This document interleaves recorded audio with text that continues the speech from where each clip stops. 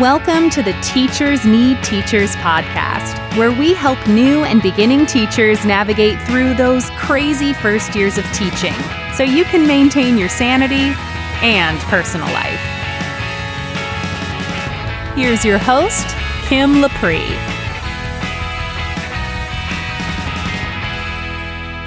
Welcome to the Teachers Need Teachers podcast, episode number 8.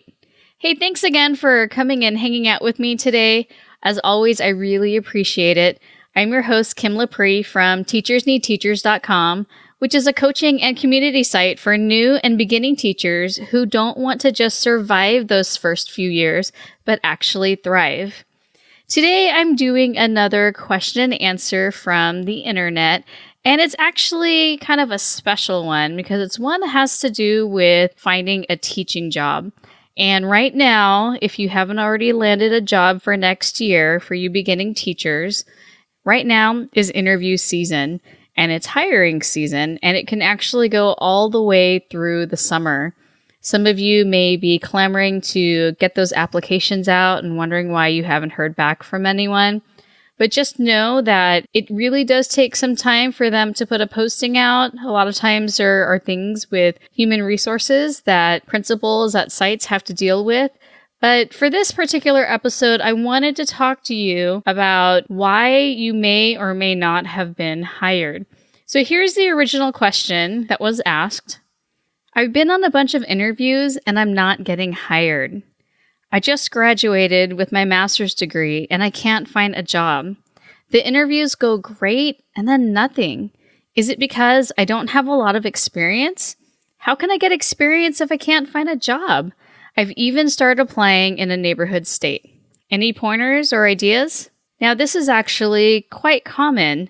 A lot of people go on several interviews before they even get a teaching job. So just know that it is tough, and it's kind of strange because you think about the fact that you're always hearing about a teacher shortage, but there's a teacher shortage in select areas, whereas in other areas, it's really difficult to get a job. I wanted to give some insight for all of you listeners on this particular question because it's going to apply to a lot of you. So having sat on a few interview panels, there's actually a lot of factors that go into a decision.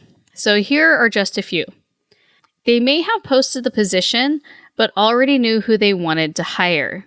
Now, I know this sounds strange because you're like, well, why did they post the position in the first place? And I'm going to tell you guys right now that this happens far more often than you would ever imagine. So it's almost like a position was created for someone who they had in mind. Now, let's say that School A is hiring.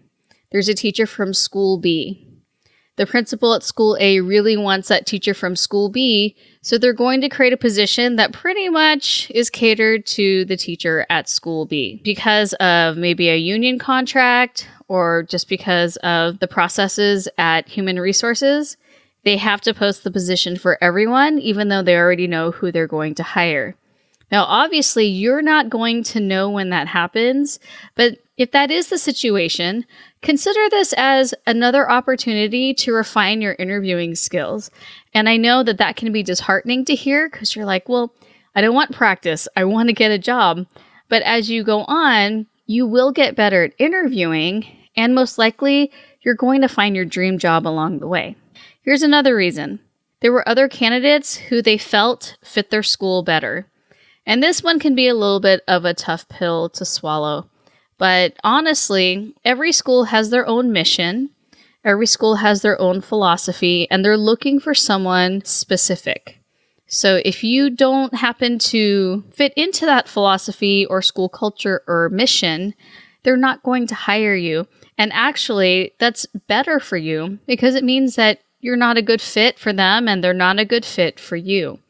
You want to teach at a school where your values and your teaching philosophies align. You might be thinking, I just want any job, but at the end of the day, your first few years are really tough as it is. So if you're teaching at a school where you just don't buy into what they're selling, you're going to be miserable.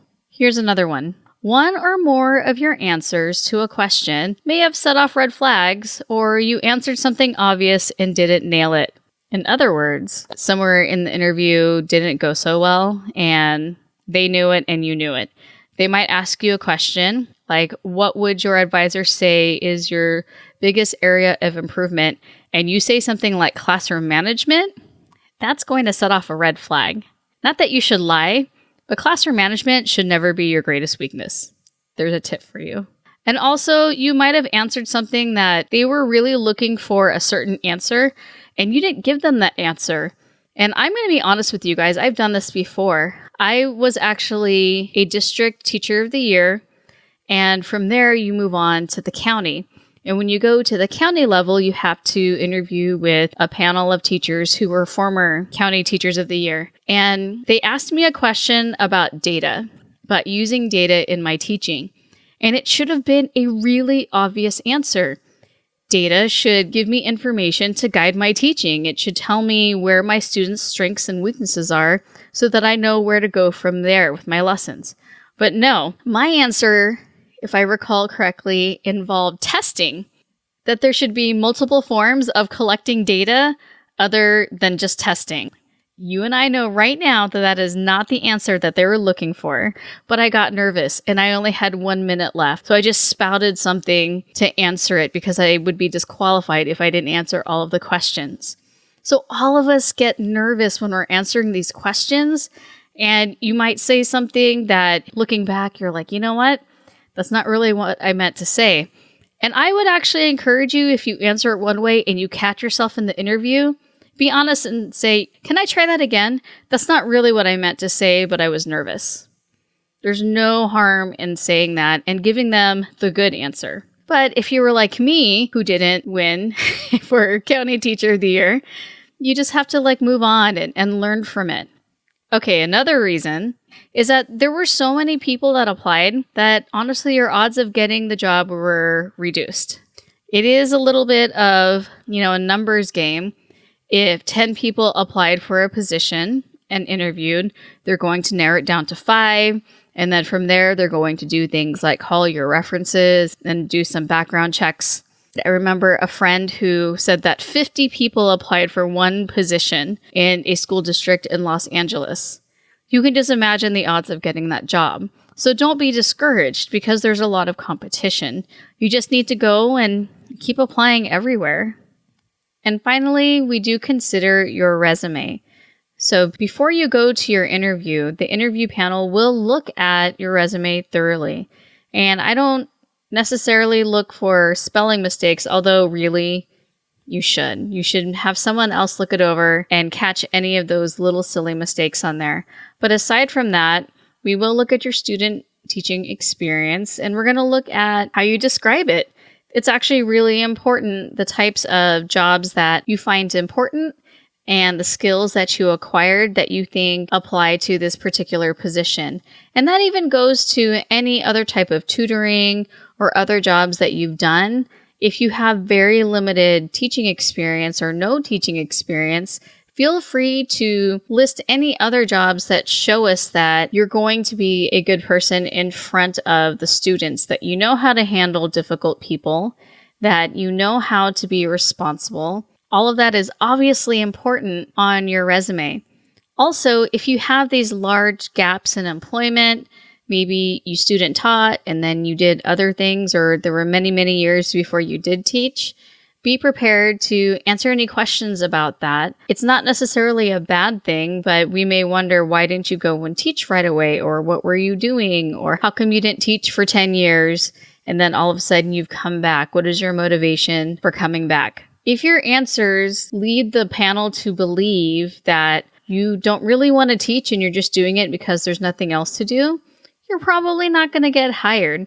That was actually an answer that a recent candidate gave where it was obvious by reading between the lines that couldn't think of anything else to do with their life, so they decided to go into teaching, and here they are. We want to see passion, we want to see commitment, because teaching is not easy, and we want to be able to know that you're going to be able to hack it because it's going to be a wild ride. So I wanted you to know that part of this isn't in your control, such as a principal creating a position for someone specific, and some of it is in your control, such as the answers that you give and your resume. And so all you can do is focus on the parts that you can control. So this involves practicing with interviewing. Even if you feel fairly confident with interviewing, it never ever hurts to have someone do a mock interview with you. Now, if you're someone who has a hard time with public speaking or being in an interview to the point where your voice is shaking or it's really, really obvious that you're nervous, then you're going to want to practice. It would help if you grabbed maybe a group of friends or your family and answer some questions in front of them. And even though they love you and accept you unconditionally, it's still nerve-wracking and it'll replicate the feelings of nervousness that you'll feel during an interview. And the more you do that and the more you practice on overcoming that and becoming comfortable with the discomfort, the better you'll do in an interview. Because here's the thing, you could be the perfect teacher, the best teacher for this position, but if we can't tell your true personality and your presence doesn't shine in an interview, it's going to be difficult for a panel to pick you because you're not going to stand out in a positive way, even if nobody else applied. So with each subsequent interview that you go on, just know that you're going to get better, and it can be disheartening because you're feeling rejected, but just know that it's going to pay off in the long run. You will get a job, and maybe also you're picking an area, as I mentioned before, where the market is saturated and they really don't have any positions. So you have to ask yourself, how badly do you want to be a teacher? Or even more importantly, have you explored all options? Did you only apply in public schools? Or did you also look at private and parochial schools or charter schools? Are you being a little too picky in terms of the type of school or the location? Is there some flexibility for you to commute, at least in the beginning? I know for me, when I first started teaching here in California, they didn't have what I would consider to be the perfect job, which was middle school band. So I did take a high school marching band position, even though I didn't want to, but I knew that I needed to get my foot in the door in this district. And after 2 years, a middle school band position did open up, and it was my perfect job. So you just have to hang in there and maybe not be so picky right off the bat. Now, I will be the first to admit that this was not the most uplifting episode. It may have made you feel a little bit worse because you didn't get a job after an interview. But here's where I'm going with this. We have to figure out how we can move forward and improve and get that job. And so I actually have something lined up for you in future episodes because I want to help you get your first teaching job, or if this is not your first teaching job, get a better teaching job. So I've lined up interviews with several principals. We're going to talk about education in general, but we're also going to talk about interviewing and what they're looking for in an ideal candidate.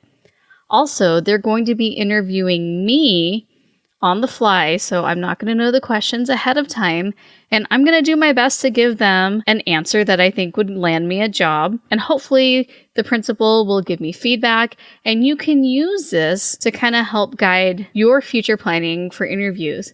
And along with every single interview, I'm going to give you a list of questions. That way you can also use them when you're practicing your interview in front of other people. You want to make sure that you subscribe to this podcast so that you don't miss any of those upcoming episodes with those interviews. They are going to be awesome. I've already done a couple of them, and I cannot wait for you guys to hear them. So thank you again for listening to the Teachers Need Teachers podcast. I hope you got some value from this show, even though maybe it didn't make you feel better. But just know that sometimes we have to be really honest with each other and then, work through it and move forward. Now, if you are interested in those future episodes, I encourage you to hit the subscribe button below or above, depending on your podcast player. And if you want to discuss any of these reasons that I talked about here on the episode, you should head over to my Facebook group and start a conversation there. And I will definitely be in there to talk to you about it. So if you search Teachers Need Teachers in Facebook, you'll find the group, or you can just go to teachersneedteachers.com/FB, and all of that is in lowercase. Now, I'm really trying to get other teachers to find this podcast. And one of the best ways to do that is if you leave a review in Apple Podcast. I really hope that you have a couple minutes to head over there to Apple Podcasts and leave me a rating and a review. It really does make this podcast more searchable. Right now, you have to actually type in the words teachers need teachers, but if you go into education, you can't find it. And I want this to be a valuable resource for new teachers so that they will make it through those first few years of teaching. And if you have any suggestions or you're interested in being a guest on my show, please email me at kim@teachersneedteachers.com. Thank you so much for staying around and have a fabulous day. Thanks for listening to the Teachers Need Teachers podcast. Love this episode?